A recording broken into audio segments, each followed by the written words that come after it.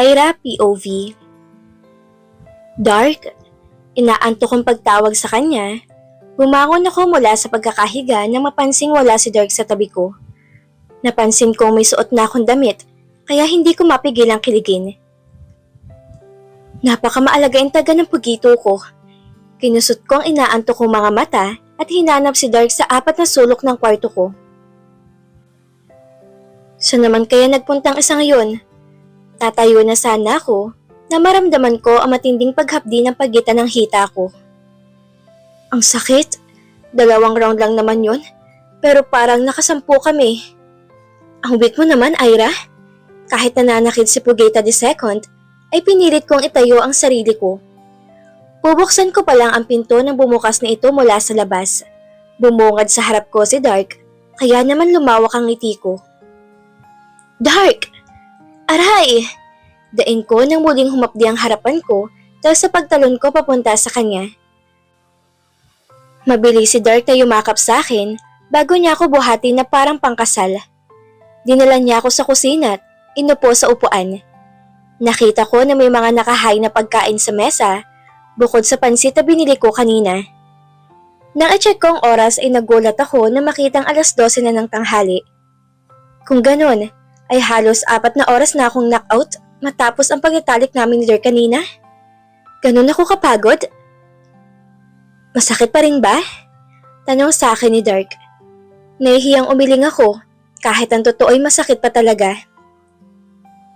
Hindi mo man lang ako ginising. Baka naghintay sa akin si Aling Loling sa karinderya?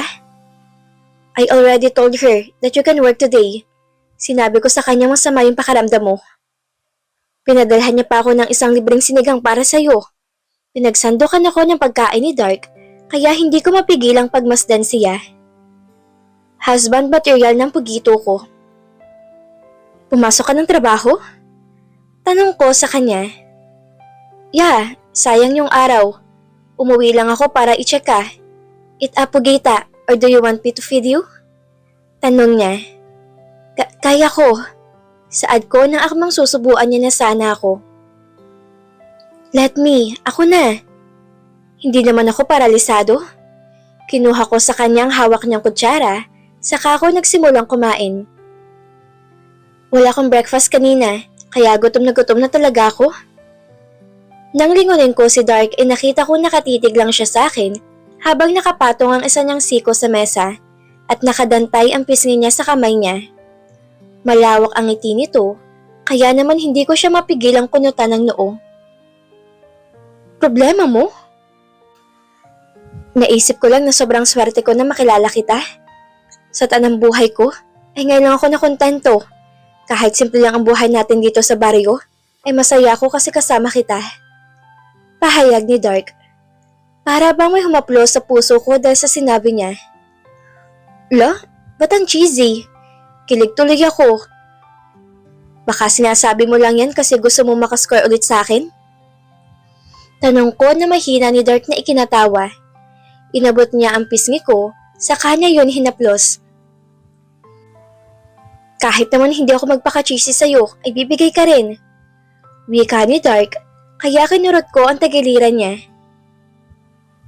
Kidding aside, I'm serious about you, Ira. Ngayong namarkahan na kita, ay sa akin ka na. You're mine, only mine. I would trade anything for you. Tuluyan ng pumatak ang luhang pinipigilan ko nang lumapad ang labi ni Dark sa akin. Mabilis na halik lang yon, pero punong-puno na matinding emosyon. Marry me? Ha? I want you to marry me. May kinuha si Dark na singsing sa bulsa niya, kaya mas lalong nanlaki ang mga mata ko. I will buy you a real diamond ring kapag nagkapera na ako. But for now, ito munang tag 10 pesos. Inambahan ko siya na mahigpit na yakap dahil sa sayang nararamdaman ko. Ang bilis ng tibok ng puso ko. Bukod sa excitement na sumasakop ngayon sa sistema ko, ay kasama rin dun ang nag-uumapaw na pagmamahal na nararamdaman ko para kay Dark. Iniupo ako ni Dark sa kandungan niya, sa kanya ko muling hinalikan sa labi. Answer me, Pugita. Please accept my proposal. Oo, Yes, magpapakasal ako sa'yo. Thank you, thank you. Pinupog niya ng halik ang buong mukha ko, kaya napahagik-hik na lang ako. Get ready. Our wedding will be held tomorrow. Wika ni Dark, dahilan para mabilis akong mapahiwalay ng yakap sa kanya. Agad-agad? Bakit? Ayaw mo ba? Hindi naman sa ayaw ko, nagulat lang ako. Nalaman ko kasing may kasalang pambayan bukas sa barangay hall. Nagpalista na ako kanina. Excited, Jern? Super excited. Sagot ni Dark na kinatawa ko. He always surprises me whenever I discover new sides of him. Mukhang makukurot ako ni Mama Stella sa singit dahil sa biglaan kong pagpapakasal. Umalis lang sila saglit, pero babalik silang may asawa na ako. Dark? Mahal kita, Dark. At siguradong sigurado na ako sa'yo. Pero ikaw ba? Sure ka na ba sa desisyon mong pakasalan ako? Hindi porket ikaw nakakuha ng virginity ko, responsibilidad mo na ako. Kahit naman hindi mo ako pakasalan o panagutan, ay bukal sa loob kong ibigay yun sa'yo nang walang hinihinging kapalit. Nape-pressure ba kita? Tanong ko habang pinapasadahan ng daliri ko ang batok niya at ulo. Ayaw na kitang pakawalan pa, Ira. And yes, sure na ako sa desisyon ko. Nang angkitin kita kanina, ay sinabi ko sa sarili kong ikaw lang ang babaeng pakakasalan ko. I want to spend my life with you. Itong unang beses na inimagine kong sarili kong may magandang hinaharap kasama babaeng mahal ko. Akala ko noon, wala akong karapatan maging masaya. Pero nagkamali ako. You came to me and you changed everything about me. Bakas ang sinseridad sa mga mata ni Dark habang sinasabi niyang mga salitang yun sa akin. Pinagdikit niya ang noon naming dalawa bago niya patakan ng halik ang mukha ko. Hindi ko rin akalain na darating ang panahon na may lalaki makakatiis sa akin. Kahit ganito ko kakulit, kahit ganito lang ako. Walang may pagmamalaki sa buhay. Pero dumating si Dark at tinanggap niya ako. Hindi mawala ang ngiti sa labi ko habang abala ko sa paghuhugas ng mga pinagkainan namin ni Dark. Para na akong timong kakangiti. Pero masisisi niyo ba ako? Sobrang saya ko. Dahil bukod sa may mark na ako ng lalaking mahal ko, ay ikakasal na rin kami bukas. Sigurado ako magugulat ang buong barangay Datong Ermita dahil kasal na ang pinakamagandang muse nila. Inaangat ko ang kamay ko at pinagmasdan ang suot kong singsing. Wala akong pakaalam kung alambre lang to na pinaganda. Ang mahalaga ay simbolo ito ng pagmamahalan naming dalawa ni Dark. Pero ni minsan, ay hindi ko pa naririnig si Dark na mag-I love you to sa akin sa tuwing sinasabi ko sa kanyang mahal ko siya. Bakit kaya? Siguro hindi pa siya handa? I can't wait. Alam ko namang katulad ko, ay importante rin ako sa kanya. Hindi niya naman ako aalukin ng kasal kung kaibigan lang ang turing niya sa akin. Tsaka siya na mismo ang nagsabi na espesyal ako sa kanya, na ako ang gusto niyang makasama habang buhay. Mabilis na walang atensyon ko sa ginagawa ko nang marinig ang pagbukas at pagsara ng pinto sa sala. Inalis ko ang bula sa kamay ko at sinilip kong bumalik si Dark sa bahay. May nakalimutan ba siyang kunin? Dark? Tawag ko sa kanya, pero kumunot ang noo ko na makitang hindi si Dark ang pumasok sa bahay, kundi si Tio Manolo. Nabaling din ang tingin ko sa lalaking sumilip sa siwang ng pinto, si Jake. Anong kailangan nyo? At bakit basta-basta na lang kayo pumapasok ng bahay na walang paalam? Sunod-sunod kong tanong sa kanya. Simula ng pagsalitaan niya ako ng kabastusan, ay nawala na rin ang natitirang paggalang ko sa kanya. Mabuti naman at sumunod sa usapan si Ramil. Nakangising pahayag nito na ikinukunot ko ng noo. Anong ibig niyang sabihin? I assume na hindi mo pa alam. Makinig ka mabuti sa akin, Ira. Wala nang babayaran na utang sa akin ng tatay-tatayan mo. Dahil bayad niya na yun. Kung inaakala mong dahil yun sa pagbabakasyon nila ngayon sa Isla Amara, ay doon ka nagkakamali. Hindi libre ang bakasyon ng pamilya mo sa Isla Amara. Dahil ang totoo, ay ikaw ang ipinagbayad utang nila sa akin. Pahayag ni Tio Manolo. Hala, ang pangit niya naman mag-joke. Nanatiling walang emosyon ang mukha ko habang nakatitig sa kanya. Kung wala ka nang sasabihin, umalis ka na. Pagtataboy ko sa kanya. Hindi ka naniniwala? Heist. Ibang klase ka rin babae, Ira. Kaya gusto kita. Inilabas ni Tio Manolo mula sa bulsa niya ang phone niya, saka siya may kinalikot doon. Maya-maya pa'y narinig ko ang boses ni Papa Ramil. Isa yung recording ng pag-uusap nilang dalawa. Anong gusto mong kapalit? Tanong ni Papa Ramil. Si Ira, ibigay mo sa akin ang anak-anakan mo at sisiguraduhin ko sa iyong wala ka nang babayarang utang sa akin. Bibigyan ko rin kayo ng isang linggong bakasyon ng pamilya mo sa lugar na gusto niyong puntahan. Pahayag ni Tio Manolo.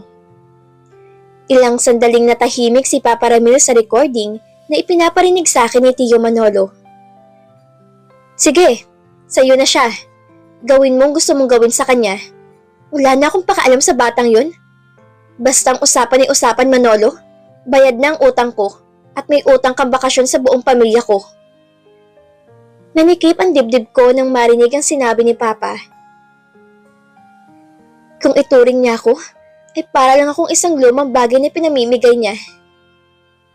Lumanda sa pisngi ko ang mga luha ko dahil sa sakit na nararamdaman ko, pero mabilis ko yung pinaalis. Muli kong sinamaan ng tingin si Tio Manolo na ngayon ay nakangisi sa akin. Hindi ako sasama sa'yo. Dadaan ka muna sa bangkay ko bago mo ako makuha. Matapang na pahayag ko kahit ang totoo ay natatakot na ako sa sitwasyon ko.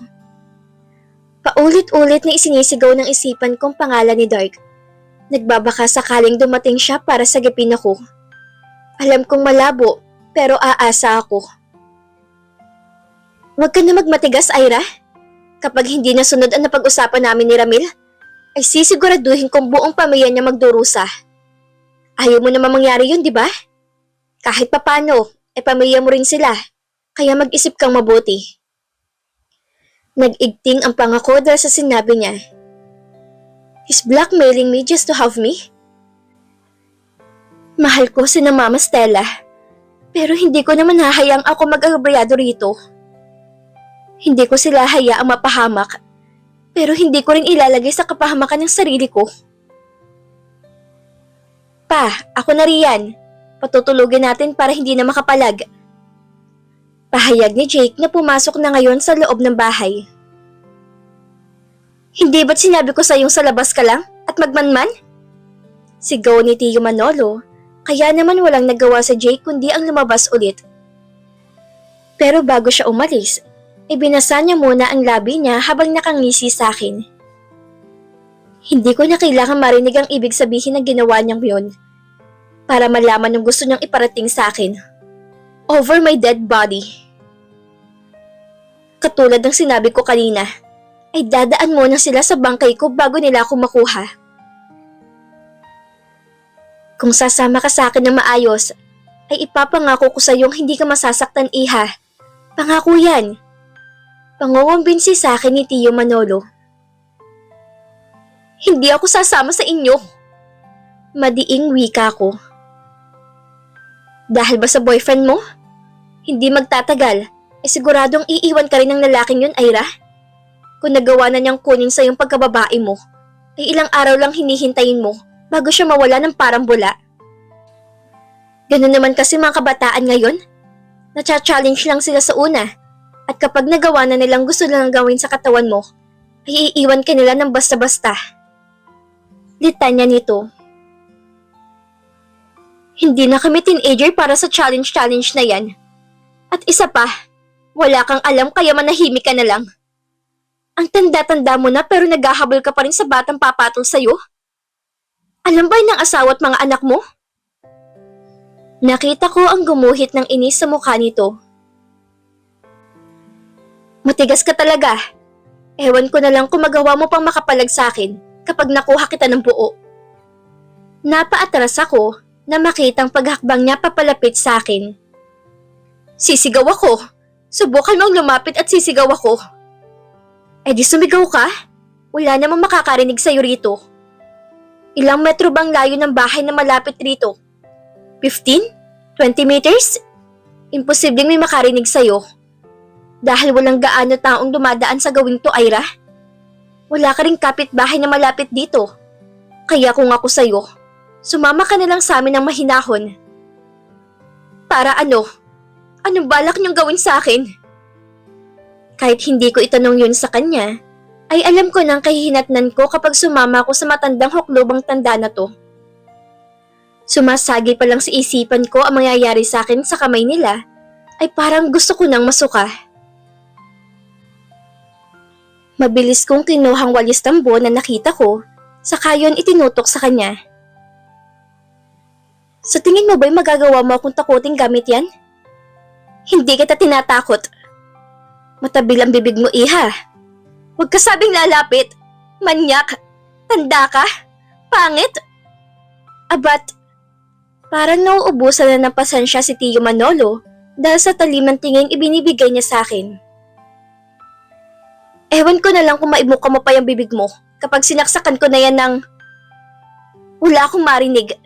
Mas lalong sumama ang timpla ng mukha niya dahil sa ginawa kong pagputol sa kanya. Halika rito. Dito mismo kita tuturuan ng leksyon, gaga ka. Pinaghahampas ko na walis tambo si Tanda. Ilang beses siyang napadaing dahil sa pagtama nito sa kanya. Pero nanlaki ang mata ko na magawa niyang hulihin ang pamalo ko. Napatili ako nang hilahin niya yon. Bago pa man ako makabitaw sa walis tambo, ay mabilis na niyang nahuli ang pulso ko. Nagsisigaw ako nang hilahin niya ako. Pero kaagad din akong napatigil na malakas niya akong sikmuraan. Nang hina ako dahil sa ginawa niya. Dapat kasi sinunod mo na lang ang payo ko.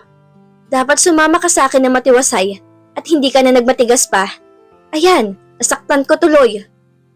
Bulong niya sa tenga ko nang masalo niya ang katawan ko bago pa man ako bumagsak sa sahig. Kinilabutan ako nang tumama ang leeg ko sa mainit niyang hininga.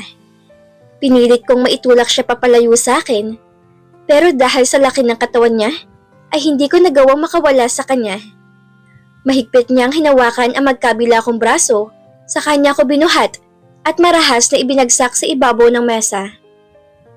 Mas lalo akong nabalot ng takot nang pumesto siya sa pagitang hita ko at itaas ang suot kong t-shirt hanggang sa tiyan ko. Hindi ko inindang pananakit ng likuran ko at sikmura. Sinubukan kong sipain siya, pero mahigpit niyang nahawakan ng hita ko. Bumagsak ang luha ko dahil sa kamay niyang marahas na humahaplo sa hita ko. Kapag gumalaw ako, ay baka kung saan pa dumapo ang kamay niya, kaya natakot akong gumawa ulit ng hakbang. Kitang-kita ko ang nakangiting demonyo sa harap ko, na mas lalong nagbigay takot at kilabot sa akin. Hinawakan ko ang magkabila niyang kamay, at pinigilan tong pumunta sa pribadong parte ng katawan. Wag! Malakas kong sigaw. Kasabay na malakas kong pagsigaw, ay siya ring malakas ng pakalabog ng pinto. Parehong nabaling ang tingin namin sa pinto, at doon namin nakitang nakahandusay na sa sahig si Jake. Boss Ganda! Tawag sa akin ni Gonza, na bakas ang pagkataranta sa mukha. Kasunod niyang pumasok si Lito, at Dark. Mas lalong bumuhos ang luha ko na makita ang pagdating niya. Madilim ang mukha ni Dark nang bumaling siya sa gawin namin. Sa unang pagkakataon, ay nakaramdam ako ng matinding takot sa kanya. Para bang magagawa niyang kumitil ng buhay ngayon dahil sa talim ng mga mata niya. Dark! Nang mapansin ko na kay Dark ang atensyon ni Tio Manolo, ay malakas ko siyang sinipa sa likuran. Tumalon ako pababa ng mesa, pero bago pa man ako makatakbo papalayo sa kanya, ay nahablot na niya ang buhok ko.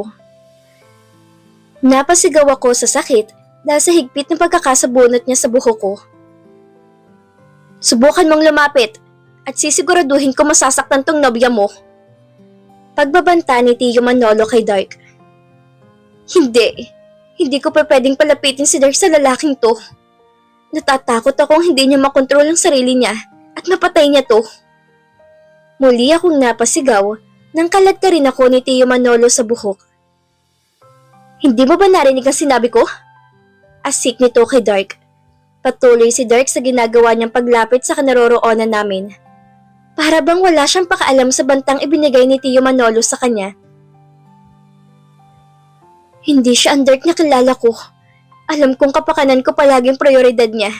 Pero sa nakikita ko ngayon, ay parang ibang tao ang nasa harapan ko. Wala siyang pakaalam sa kaligtasan ko ngayon. Boss Dark! Pagtawag sa kanya ni Gonza, hinawakan ni Lito ang braso ni Dark para pigilan ito. Pero mabilis siyang hinawakan sa leeg ni Dark, saka siya nito itinulak na malakas, dahilan para tumama siya sa pader at mawala ng malay. Gising, Lito! Tarantang saad ni Gonza. Bumaba ang tingin ko sa kamao ni Dark at doon ko nakita ang doong tumutulo roon. Hindi ko alam kung sa sugat niya ba galing yun o kay Jake na nauna niyang binugbog. Napatingala ako nang humigpit ang pagkakahawak ni Tio Manolo sa buhok ko. Naramdaman ko na lang ang dila niya naglalanda sa leeg ko, kaya naman nandiri ako. Titikman ko lang naman ang girlfriend mo. Pwede natin siyang pagsaluhan kung gusto mo. Nakita ko ang pag-igting ng panga ni Dark. Namalayan ko na lang na nakalapit na siya sa amin. Nagulat ako nang dumaan ng kamao niya sa gilid ng ulo ko bago yung tumama sa mukha ni Tio Manolo. Halos mapahalik ako sa sahig nang itulak ako ni Dark. Nang lingunin ko siya, ay doon ko nasaksihan ang ginawa niyang pagpapaulan ng mga suntok sa matanda. Kitang-kita ko kung paano mag-igting ang panga niya dahil sa matinding galit. Pigilan niyo siya! Sigaw ko. Binalingan ko si Gonza at Lito, pero baka sa mukha nila ang takot kay Dark. Kapag hindi namin siya pinigilan, ay siguradong mapapatay niya ang matanda. Hindi lang ang mukha ni Tio Manolo ang duguan ngayon, kundi pati na rin ang kamao ni Dark. Napahikbi ako dahil sa nasaksihan ko. Ito ang unang beses nakita kong galit na galit at walang kontrol si Dark sa sarili. I need to bring him back. Walang maitutulong ang pag-iyak ko sa sitwasyon namin ngayon. Kaya naman mabilis kong pinunasan ng luha ko. I need to stop him. Kaagad akong tumayo mula sa pagkakasalampa ko sa sahig, saka ko nilapitan mula sa likuran niya si Dark. Yumakap ako sa kanya at pilit siyang hinila palayo. Wala nang mali si Tio Manolo, pero patuloy pa rin siya sa pagbubugbog dito. Dark, pugito ko. Malambing kong pagtawag sa kanya. Muling kumawala ang luha na pinipigilan ko, kaya naman ibinaon ko ang mukha ko sa leeg niya at doon tahimik na humihikbi. Tama na, please. Nasasaktan na ang pugito ko. Nanginginig ang mga labing pakiusap ko. Bring me back my Dark, my sweet Dark. At dito na po nagtatapos ang kabanata ng ating kwento. Muli niyo po akong samahan sa mga susunod na kabanata na ibabahagi ko sa inyo. Maraming salamat po at ingat po tayong lahat.